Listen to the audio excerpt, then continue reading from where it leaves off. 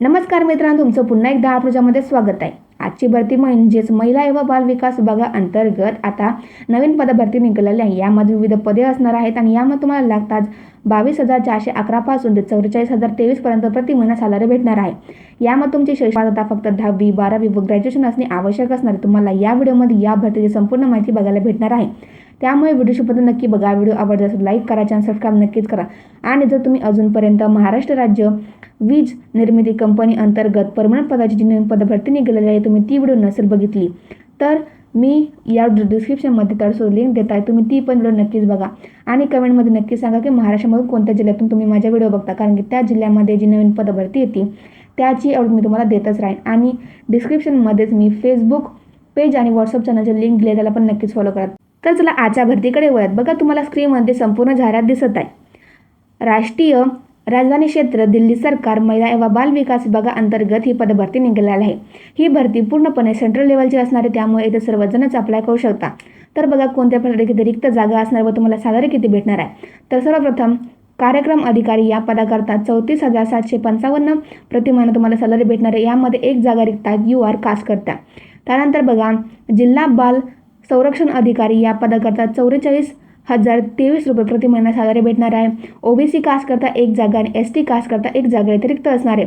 त्यानंतर संरक्षण अधिकारी या पदाकरता 27,804 रुपये प्रति महिना सॅलरी भेटणार आहे. UR कास्ट करता 4 वेकेन्सी, OBC करता 3 आणि SC कास्ट करता येथे एक जागा रिक्त असणार आहे. त्यानंतर येथे बघा, संरक्षण अधिकारी गैरसंस्था देखभाल या पदाकरता 27,804 रुपये प्रति महिना सॅलरी भेटणार आहे. UR कास्ट करता 4 वेकेन्सी, OBC करता 3 वेकेन्सी येथे रिक्त असणार आहे.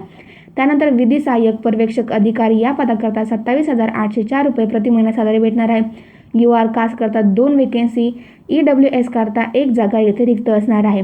त्यानंतर पारमशीदाता या पदाकरता तुम्हाला 24,356 प्रति महिना सॅलरी भेटणार आहे आणि UR कास्ट करता एक वेकेन्सी, OBC करता 2 वेकेन्सी, ST करता एक वेकेन्सी येथे रिक्त असणार आहे.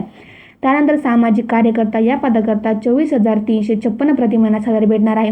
UR कास्ट करता 3 वेकेन्सी, SC करता 1, ST करता 3 आणि EWS कास्ट करता 4 वेकेन्सी येथे रिक्त असणार आहे. अकाउंटंट या पदाकरता तुम्हाला 24,356 प्रति महिना सॅलरी भेटणार आहे आणि यामध्ये UR कास्ट करता 4 वेकेन्सी, EWS कास्ट करता 1 वेकेन्सी आणि OBC करता 1 वेकेन्सी रिक्त असणार आहे. त्यानंतर डाटा विश्लेषक या पदाकरता 24,356 प्रति महिना सॅलरी भेटणार आहे.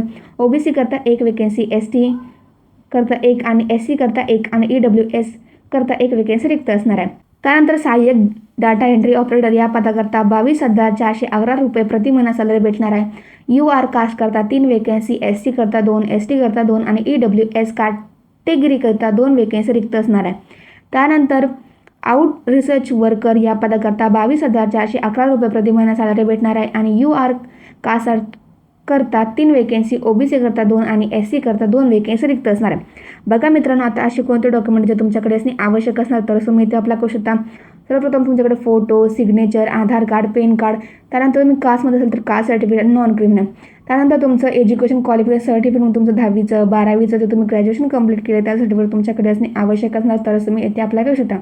तुमची शैक्षणिक पात्रता जाणून घेण्यासाठी मी तुम्हाला डिस्क्रिप्शनमध्ये नोटिफिकेशन लिंक दिलेली आहे, ज्यामध्ये तुम्हाला कोणत्या भागात किती एज्युकेशन क्वालिफिकेशन असणे आवश्यक असणार तुम्ही ते नक्कीच चेक करू शकता.